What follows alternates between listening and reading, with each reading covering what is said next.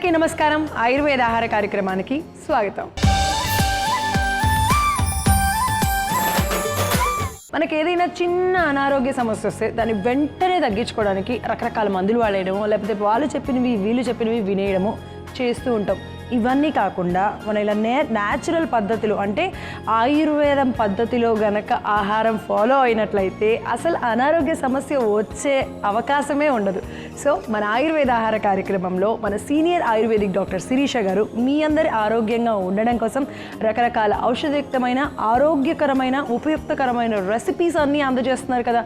మరి ఈ రోజు కూడా ఎవరి కోసం ఎలాంటి అద్భుతమైన రెసిపీని అందించబోతున్నారో మేడంని అడిగి తెలుసుకుందాం. Hello ma'am. హలో కుమారి. నమస్తే. నమస్తే. ఎలా ఉన్నారు? నేను చాలా బాగున్నాను, మీరు కూడా బాగున్నారు. సో స్టార్ట్ చేసేద్దామా? స్టార్ట్ చేసేద్దాం. ఓకే, ఇప్పుడు మన ఆయుర్వేద ఆహార కార్యక్రమంలో మేలైన రుచులు.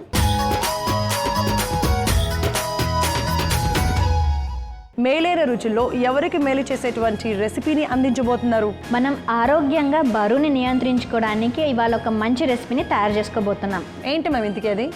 దాని పేరే సెలరీ చట్నీ అన్నమాట. దీనిని తెలుగులో మనకి కొసరెండు చట్నీ అని కూడా పిలుస్తాం.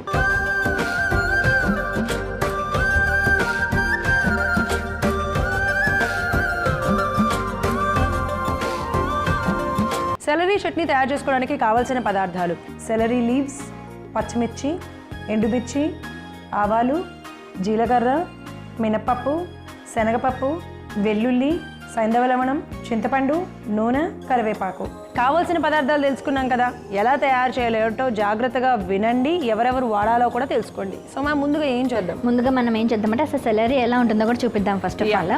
సో ఇది మనకి ఆయుర్వేద శాస్త్రంలో మనకి ఇవి మనం ఇప్పుడు మంచి కట్ చేసి పెట్టామన్నమాట. సో స్టాక్స్ అని చెప్తారు కదా మనకి, అంటే ఎలా అయితే మనం ఇవి మనం సలాడ్స్ లో యూస్ చేస్తూ ఉంటాము. సెలరీ లీవ్స్ అనేటువంటివి స్టాక్, అంటే ముఖ్యంగా దాని యొక్క కాండం అంటారు చూసారా, ఆకు కింద వచ్చేటువంటి కాండాన్ని దాన్ని మనం రెగ్యులర్ గా వెయిట్ లాస్ కింద వెస్టర్న్ కంట్రీస్ లో తర్వాత ఆధునిక మోడర్న్ సైన్స్ ప్రకారంగా కూడా దాన్ని యూస్ చేస్తూ ఉంటారు. మనకి దాని ఉపయోగాలు తెలియక మనం దాన్ని తక్కువగా యూసేజ్ చేస్తుంటాం అనమాట. అయితే ఇది ముఖ్యంగా మనకి ఆ వామాకు ఉంటుంది చూసారా, వామాకు యొక్క కేటగిరీలోకే వస్తుంది అనమాట ఇది. అంటే వామాకులో మనకు ఆకులలో చాలా సక్యులెంట్ గా ఉంటుంది, అంటే నీటి శాతం ఎక్కువగా ఉంటుంది. కాకపోతే ఈ కొసరెండు దాంట్లో ఏమవుతుందంటే స్టాక్ అనమాట, అంటే లీవ్స్ స్టాక్ లో మనకి ఎక్కువగా నీటి శాతం ఉంటుంది. సో అందుకనేసి మనం దీనిని ఇలా మనం చట్నీ రూపంలో కానీ దీన్ని ఏ విధంగా యూజ్ చేసినా కానీ బరువుని నియంత్రించుకోవడానికి తగ్గించడానికి ఎంతో ఉపయుక్తంగా ఉంటుంది. ఓకే సరే, అయితే చూసేద్దాము ఇదైతే ఎక్కడ దొరుకుతుంది, ఎలా తీసుకోవచ్చు ఏంటి అన్నది కూడా తెలుసుకుందాం. నేను బాండీ తెచ్చేస్తాను.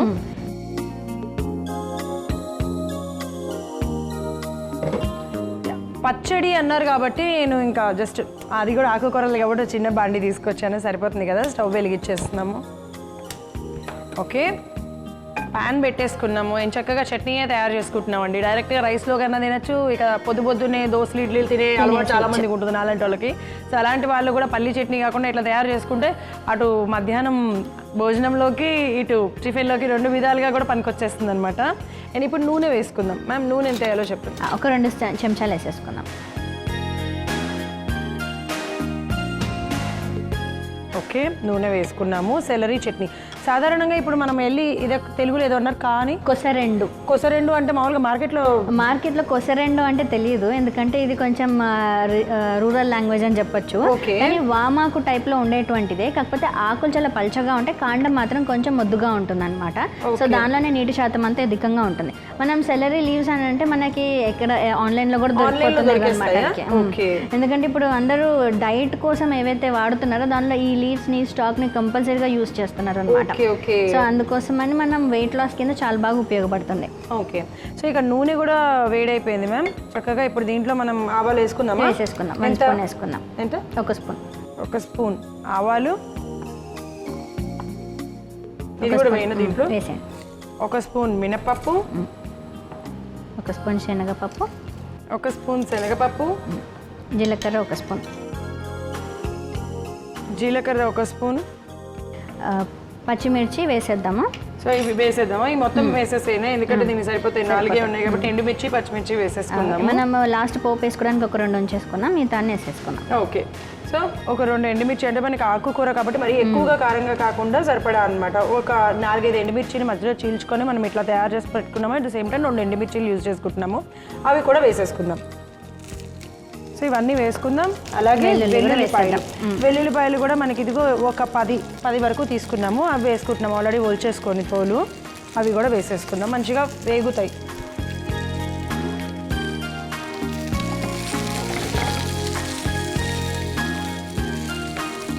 మంచి గుమగుమలు ఆడుతోంది. ఇక్కడ వెల్లుల్లి కూడా వేసి కొద్దిగా వేగుతోంది కాబట్టి. సో మనం ఆరోగ్యకరంగా బరువు తగ్గించుకోవాలనుకున్నాం కదా, అందుకనే దీనిలో మనం వెల్లుల్లిని వాడుతున్నాము. ఈ వెల్లుల్లి మనకి అధిక కొలెస్ట్రాల్ లెవెల్స్ని కూడా తగ్గిస్తుంది. ముఖ్యంగా హైపర్ లిపిడమిక్ అన్న ప్రాపర్టీ ఉంటుందన్నమాట. సో అది అంటే ఎక్కువగా ఉన్నటువంటి కొవ్వు శాతాన్ని బాగా తగ్గిస్తుంది. ఓకే మ్యామ్, ఇది వేగిపోయినాయి. ఇప్పుడు దీంట్లో ఆకు వేసేసుకుందామా? మనం డైరెక్ట్గా ఏం చేద్దామంటే కొంచెం చల్లారగానే మొత్తం కలిపి మిక్సీ చేసేసుకున్నాం. ఓకే, ఇప్పుడు ఇది ఆపేసేయండి.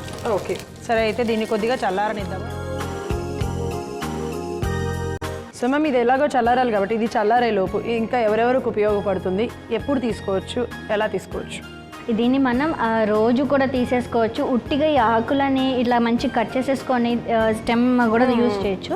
అలానే ఇలా చట్నీలు అయితే ఏంటంటే మనకి ఇంకా అధికంగా అంటే నార్మల్గానే మనం హెల్దీగా బరువు తగ్గించుకోవడానికి, ఆరోగ్యకరంగా ఉండడానికి ఇవన్నీ ఇంగ్రీడియంట్స్ వేసాం కాబట్టి ఉపయుక్తంగా ఉంటుంది. అండ్ ఇంకొకటి ఏంటంటే మనకి సాధారణంగా బాడీలోనే అధిక నీటి శాతం ఉండడం వల్ల వాపులు అట్లాంటివన్నీ వస్తుంటాయి, యూరినరీ ఫంక్షన్ సరిగ్గా ఉండకపోవడం. సో ఈ సెలరీ లీవ్స్ ఏం చేస్తాయంటే మన శరీరంలో ఉన్నటువంటి అధిక నీటి శాతాన్ని బయటికి పంపించేస్తుంది. దాని ద్వారా మన కిడ్నీస్ ప్రాపర్గా ఫంక్షన్ అవుతాయి అండ్ మన బాడీ కూడా హెవీ వెయిట్ కూడా ఉండదన్నమాట. సో ఆ విధంగా వెయిట్ రిడక్షన్ అవుతుంది. సో బాడీలో ఉన్నటువంటి వాటర్ రిటెన్షన్ని తగ్గించడానికి ఎంతో ఉపయుక్తంగా ఉంటుంది. అందుకని ఇది కఫ వాతాహారంగా కూడా పనిచేస్తుంది అన్నమాట. అండ్ ముఖ్యంగా కూడా మనకి దీనిలో అధికమైనటువంటి ఫోలేట్ కాంపోనెంట్, ఐరన్ కాంపోనెంట్ మనకు బాగా ఉంటుంది. న్యాచురల్గానే మనకి గ్రీన్ లీఫీ వెజిటేబుల్స్ అన్నింటిలో కూడా ఐరన్ కాంపోనెంట్ దొరుకుతుంది కదా. సో దీనిలో ఐరన్తో పాటు ఫోలేట్ కూడా దొరుకుతుంది. సో ఇది గర్భిణీ స్త్రీలకు అలానే మానసిక వికాసానికి ఉపయోగపడుతుంది అనమాట. అందుకని చిన్నపిల్లల్లో చాలా బాగా మనం ఉపయుక్తంగా ఉంటుంది కాబట్టి రోజు కూడా పెట్టచ్చు అనమాట. అంటే అందరూ తీసుకోవచ్చు,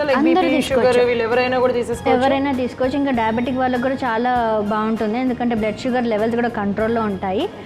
ఇంకొకటి ఏంటంటే మనకు నిద్ర ఎవరికైతే పట్టదో, అంటే రాత్రిపూట చాలా ఇబ్బంది పడుతుంటారు చూసారా, వాళ్ళకి కూడా ఇది చాలా రుచికరంగా ఉంటుంది అండ్ నిద్ర బాగా పడుతుంది అనమాట. సో అంటే నిద్ర టాబ్లెట్ వేసుకోకుండా కూడా నిద్ర చక్కగా పడుతుంది. వావ్, చాలా చాలా ఉపయుక్తకరమైన ఆకు అనమాట ఈ సెలరీ ఆకు అనేది. అంటే నిద్రలేమి సమస్యని క్యూర్ చేయడంతో పాటు షుగర్ పేషెంట్స్కి కూడా ఉపయుక్తంగా ఉంటుంది. ఓకే, సో ఇన్ని విధాలుగా ఉపయోగపడుతుంది కాబట్టి దీన్ని మనం డైలీ కూడా మనం దీన్ని మన డైట్లో ఇంక్లూడ్ చేసుకోవచ్చు. అండ్ మనం చెప్పాం కదా కఫవాతహారంగా పనిచేస్తుంది అనేసి, అందుకనే మనకి కొంచెం రెస్పిరేటరీ సిస్టమ్కి సంబంధించినటువంటి కోల్డ్ కాఫ్ అలాంటివి ఏదైనా ఉన్నా కూడా జనరల్గానే తగ్గిపోతుంది, ఎందుకంటే ఇమ్యూనిటీ సిస్టమ్ని కూడా బిల్డప్ చేస్తుంది కాబట్టి. సో న్యాచురల్గానే మనకి ఆకుకూరలలో మన ఇమ్యూన్ బూస్టర్స్ ఉంటాయి అనమాట. అంటే రోగనిరోధక శక్తిని పెంచేటువంటి రక్షణ కవచం మనకు అందిస్తుంది. అందుకనే మనం చెప్తాం రోజు ఒక ఆకుకూర ఖచ్చితంగా మన డైట్లో ఉండాలి. సో అందుకని ఈ రకంగా మనం రోజుకు ఒక లీవ్స్ తీసుకున్నాం అనుకోండి, దానిలో దొరికేటువంటి ఎక్స్ట్రా బెనిఫిట్స్ అన్ని కూడా వస్తాయి. ఇది కూడా చల్లగా అయిపోయింది. సాధారణంగా ఏంటంటే ఆకుకూరను కూడా జస్ట్ అలా వేసి లైట్గా సాతే ఇట్లా చేస్తాము. మరి అది ఎందుకు చేయలేదంటే దీనిలో అధికంగా నీటి శాతం ఉంటుందని చెప్పాం కదా. సో ఇప్పుడు మనం దానిని వేయించామనుకోండి, కొంచెం హీట్ తగిలిన దానిలో ఉన్నటువంటి వాటర్ కంటెంట్ తగ్గిపోయే అవకాశం ఉంటుంది. సో దానిలో విలువలు అన్ని కూడా మనకు పోయే ఛాన్సెస్ ఉంటాయి. పచ్చాకు తీసుకోవచ్చు, ఏమి రాదు, ఎందుకంటే ఇది మెయిన్ గా సలాడ్ ఫామ్ గానే తీసుకుంటాం ఎక్కువగా. మనం కీర దోసకాయ ఎలా అయితే తీసుకుంటామో పచ్చిగానే, సో అలానే దీన్ని కూడా తీసేసుకోవచ్చు. ఓకే, సో ఇప్పుడు దీన్ని మిక్సీ జార్లో వేసేసుకుందాం.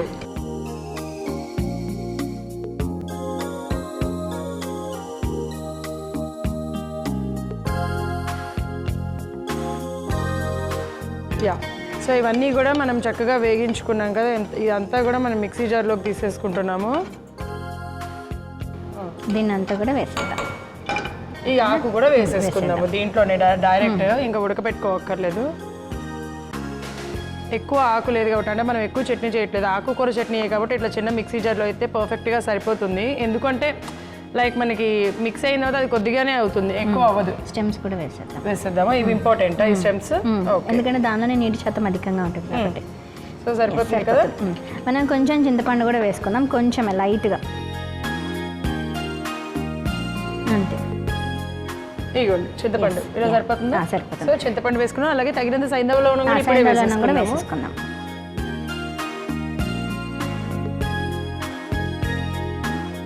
వేసేసుకుందాం, మూత పెట్టేసుకుందాం. ఇప్పుడు ఈ మిశ్రమాన్ని అంతా కూడా మనం చక్కగా మిక్సీ జార్లో వేసేసుకున్నాం కదా, సో మంచిగా గ్రైండ్ చేసేసుకున్నాం. ఓకే, సో ఇప్పుడు మనం గ్రైండ్ చేసుకున్నటువంటి మిశ్రమం అంతా చూద్దాం ఎలా తయారైందో. సో చూసారా చక్కగా చట్నీ షేప్లో ఎలా వచ్చేసిందో. బీరకాయ చట్నీ అనుకుంటారు ఎవరైనా చూస్తే కానీ ఇది కొసరెండు చట్నీ లేకపోతే సెల్లరీ చట్నీ అని ఎవరు అనుకోరు. ఇది ఒక మనం బౌల్లో తీసేసుకుందాము.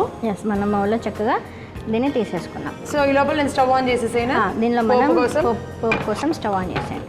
ఓకే, సో అదే ప్యాన్లో వేసేసుకుందామండి పోపు. మనం చక్కగా వేగించుకున్నాం కదా. నేను ఈ లోపల ఏం చేస్తానంటే ఇలా ప్యాన్ పెట్టి కొద్దిగా నూనె కూడా వేస్తాను, సో దట్ కొద్దిగా వేడైపోతుంది. ఒక్క స్పూన్ నూనె సరిపోతుందా? ఒకటే స్పూన్ సరిపోతుంది. యా, సో 1.5 స్పూన్ అయితే నూనె వేసేసాను. అది కొద్దిగా వేడైన తర్వాత మనం పోపుకి కావాల్సినవన్నీ కూడా వేసేసుకుందాం. ఈ పోపులో జస్ట్ ఆవాలు జీలకర్ర అయితే సరిపోతుంది అంటారా? సో నూనె కూడా వేసుకున్నాం కదా, దీంట్లో మిగతా వేసేసుకుందాం. మనం ఆవాలు జీలకర్ర కూడా వేసుకుందాము. ఒక 1/2 స్పూన్ వేసుకుంటున్నాను మ్యామ్. ఓకే, సరిపోతుంది కదా? సరిపోతుంది. ఒక 1/2 స్పూన్ ఆవాలు, అలాగే ఒక 1/2 స్పూన్ జీలకర్ర, ఒక 1/2 స్పూన్ జీలకర్ర, అలానే కరివేపాకు, ఎండుమిర్చి వేస్తాను. ఎండుమిర్చి ఇంకా కరివేపాకు వేసేస్తే సో ఆల్రెడీ చిట్పట్లు ఆడుతున్నాయి కాబట్టి ఆఫ్ చేసి ఎండుమిర్చిలు ఒక 2 అట్లా హాఫ్ చేసి వేసేసుకుందాము. ఎండుమిర్చి అలాగే కరివేపాకు.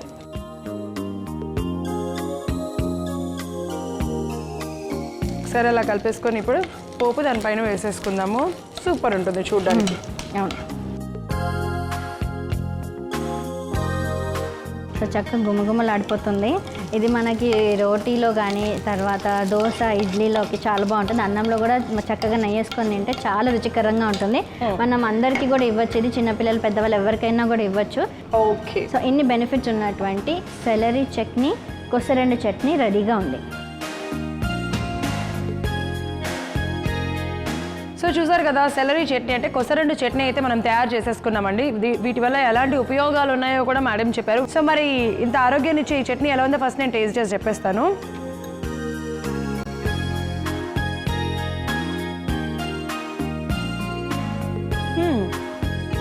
చాలా బాగుంది. యాక్చువల్లీ తెలియట్లేదు ఇది ఒక అంటే మనం కొసరెండుతోనూ చట్నీ తయారు చేసాము అని అయితే అనిపించలేదు, బట్ టేస్ట్ అయితే అల్టిమేట్ ఉంది. చాలా చాలా టేస్టీగా ఉంది. ఇంత ఆరోగ్యాన్ని రుచిని మనందరికీ అందించే ఈ సెలరీ చట్నీ, కొసరెండు చట్నీ తయారు చేసుకోవడానికి కావాల్సిన పదార్థాలు, తయారు చేసే విధానం మరొకసారి మీకోసం. సెలరీ చట్నీ తయారు చేసుకోవడానికి కావాల్సిన పదార్థాలు: సెలరీ లీవ్స్, పచ్చిమిర్చి, ఎండుమిర్చి, ఆవాలు, జీలకర్ర, మినప్పప్పు, శనగపప్పు, వెల్లుల్లి, సైంధవ లవణం, చింతపండు, నూనె, కరివేపాకు.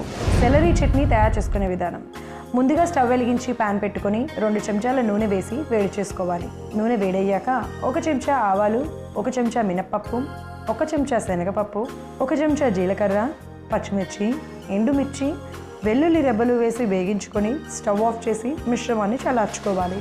తర్వాత చల్లారిన పోపును మిక్సీ జార్లోకి తీసుకొని అందులో సెలరీ ఆకులు, కొద్దిగా చింతపండు, రుచికి సరిపడా సైంధవ లవణం వేసి మెత్తగా గ్రైండ్ చేసి ఒక బౌల్లోకి తీసుకొని పక్కన పెట్టుకోవాలి. ఇప్పుడు స్టవ్ వెలిగించి ప్యాన్ పెట్టుకొని 1 చెంచా నూనె వేసి నూనె వేడయ్యాక 1/2 చెంచా ఆవాలు, 1/2 చెంచా జీలకర్ర, ఎండుమిర్చి, కరివేపాకు వేసి కలిపి పోపును గ్రైండ్ చేసుకున్న మిశ్రమం మీద వేసుకుంటే బరువును తగ్గించి శరీరానికి అధిక నీటిని అందించి డయాబెటిక్ పేషెంట్స్కి ఎంతో ఉపయుక్తకరమైన సెలరీ చట్నీ రెడీ.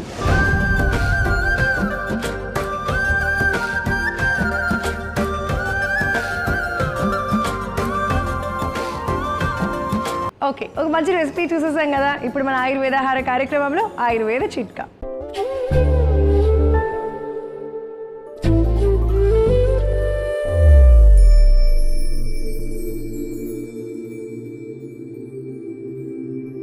పైల్స్ సమస్య నుంచి చాలామంది బాధపడుతూ ఉంటారు కదా, వాటి నుంచి మంచి ఉపశమనం పొందడానికి ఆయుర్వేదంలో ఒక చక్కని చిట్కా ఉంది.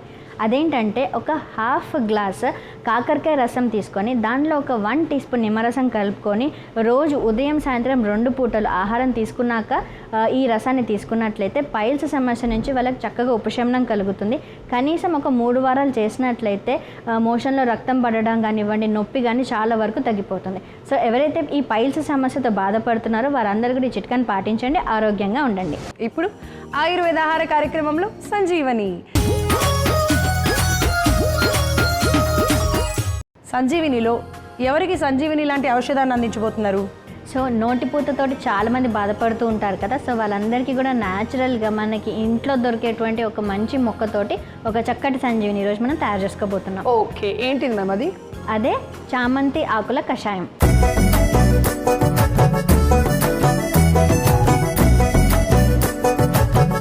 విన్నారు కదా, నోటి పూతతో బాధపడే వారి కోసం సంజీవిని లాంటి ఔషధం చామంతి ఆకుల కషాయం. మరి దానికి కావాల్సిన పదార్థాలు ఏంటో చూసేద్దాం. చామంతి ఆకుల కషాయం తయారు చేసుకోవడానికి కావాల్సిన పదార్థాలు: చామంతి ఆకులు. నేను స్టవ్ వెలిగివేట్ చేసి గిన్నె పెట్టేస్తాను. కషాయం అన్నాం కదా,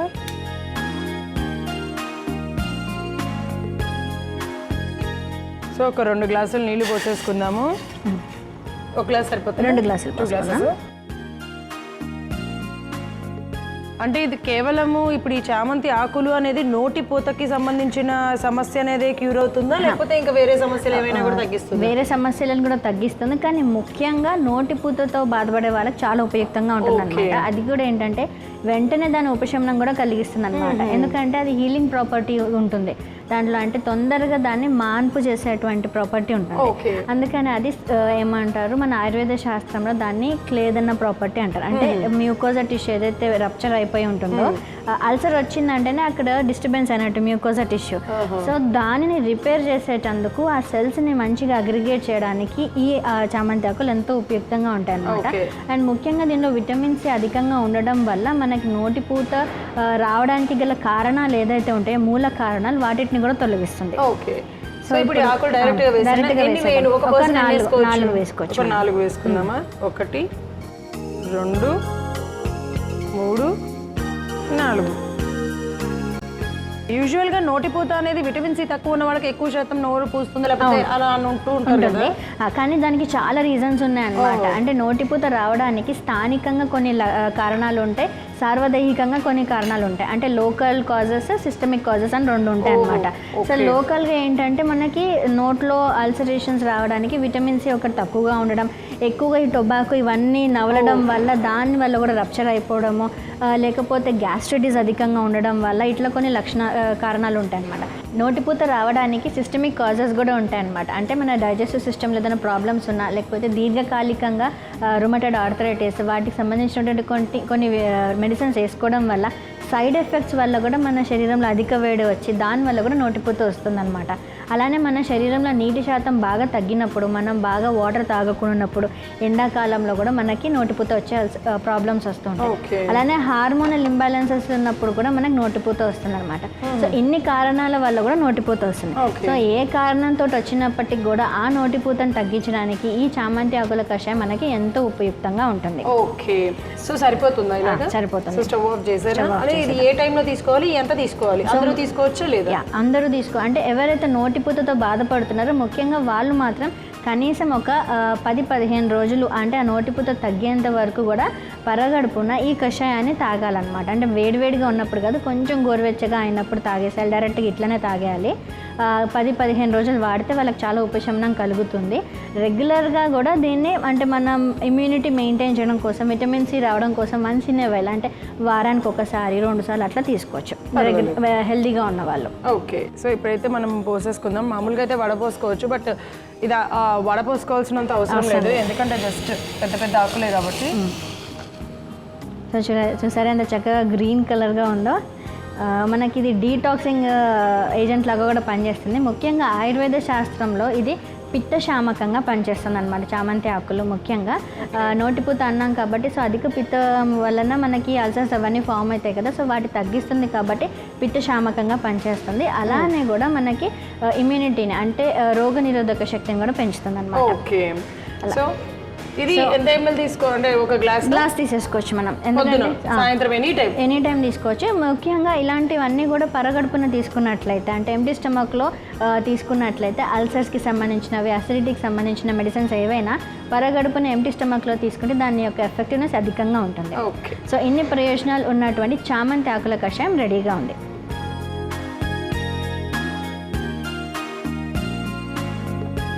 సో చూసారు కదా, చామంతి ఆకుల కషాయం అయితే తయారు చేసేసుకున్నాము. చాలా సింపుల్, ఈజీగా తయారు చేసేసుకోవచ్చు, ఎవరైనా తీసుకోవచ్చు. నోటి పూత సమస్యతో ఎస్పెషల్లీ బాధపడే వాళ్ళ కోసం సంజీవని లాంటి ఔషధం చామంతి ఆకుల కషాయం.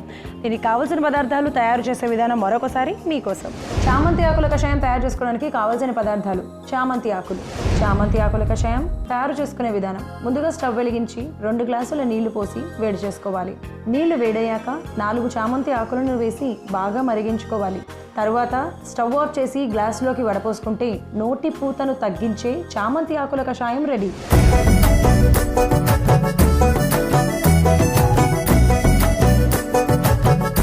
మీరు ఈ సమస్యతో బాధపడుతుంటే ఇలా ట్రై చేయండి, తగ్గిపోతుంది. Thank you very much ma'am, మంచి రెసిపీ అలాగే ఔషధాన్ని మాకు అందించినందుకు. థ్యాంక్ యూ కుమారి.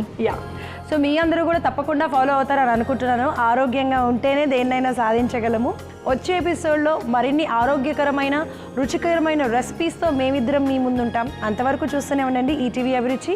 నమస్తే.